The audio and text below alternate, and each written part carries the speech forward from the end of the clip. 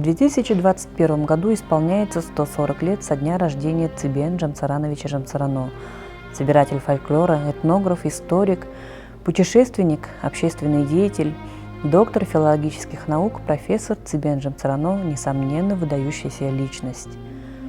Будущий ученый родился в 1881 году в Улусе-Судунтуй в семье Жамсарана Гиндунова. Цибен рос крепким, понятливым и любознательным мальчиком.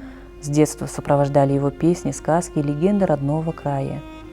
Дед и отец Цибена, глубоко ценившие народную поэзию, были людьми грамотными. Семейная обстановка благоприятствовала, дарила Цибену все новые и новые знания.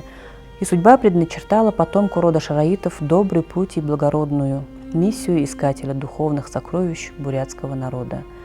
В 10-летнем возрасте отец направил сына в город Читу для обучения в трехклассном училище, где Цибен успешно овладевает грамотой. Тяга к учебе была велика, и он едет в Санкт-Петербург учиться в гимназии, основанной Петром Бадмаевым, знаменитым врачевателем-востоковедом. Но Цибен Жамсарано вынужден был прервать учебу из-за конфликта, вызванного попыткой принудить его к принятию крещения. С 1898 по 1901 годы Жамсарано учится в Иркутской учительской семинарии. Разумеется, обучение в Чите, Санкт-Петербурге и Иркутске требовало материального обеспечения. И тут на помощь Цибену Жамсарано пришли земляки-агинцы, организовавшие добровольные сборы денежных средств на обучение. В 1901 году, окончив обучение в учительской семинарии, Цибен Жамсарано начинает работать в Агинском приходском училище, где по достоинству оценили его деятельность, и на всеобщем собрании буряты ведомства Агинской степной думы постановили Цибен Жамсарано и Базар Барадина, впоследствии крупного ученого-профессора, на народные средства отправить на дальнейшее обучение в Санкт-Петербургский университет вольнослушателями. В 1906 году Жамсарано награждается Русским географическим обществом серебряной медалью за успехи в деле собирания фольклора. Через год Жамсарано назначается лектором монгольского языка на факультете восточных языков Санкт-Петербургского университета. Он очень хорошо знал еще и тибетский, французский, немецкий и, конечно же, русский языки. В 1919-20 годах Цибен Жамсаранович работает профессором Иркутского государственного университета. Длительное время работал в Монголии, где выступает инициатором открытия в Урге, ныне Улан-Батор, первой светской школы, начинает выпуск первой монгольской газеты «Столичная газета» и журнала «Новое зерцало».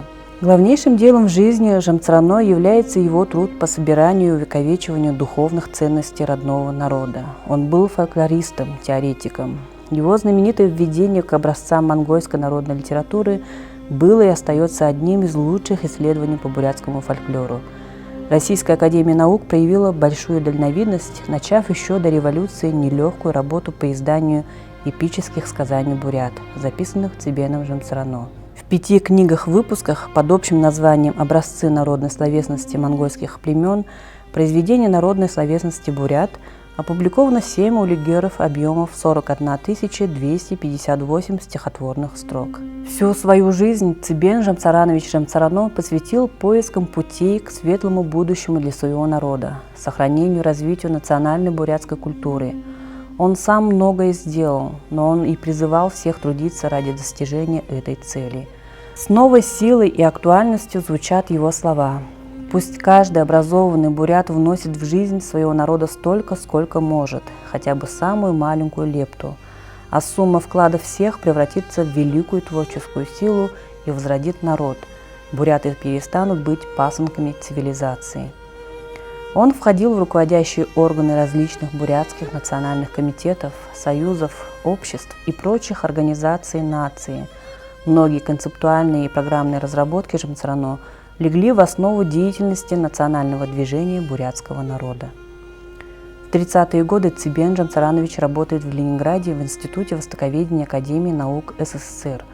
Он был полон энергии и новых замыслов в научной работе. В самом расцвете творческих сил нагрянула страшная беда – чудовищные репрессии того времени. Ученый стал безвинной жертвой, погиб в 1940 году, а по некоторым источникам в 1942 году. Почти 20 лет его честное имя было вычеркнуто из истории науки и культуры бурятского и монгольского народов. Посмертно он был реабилитирован в 1956 году.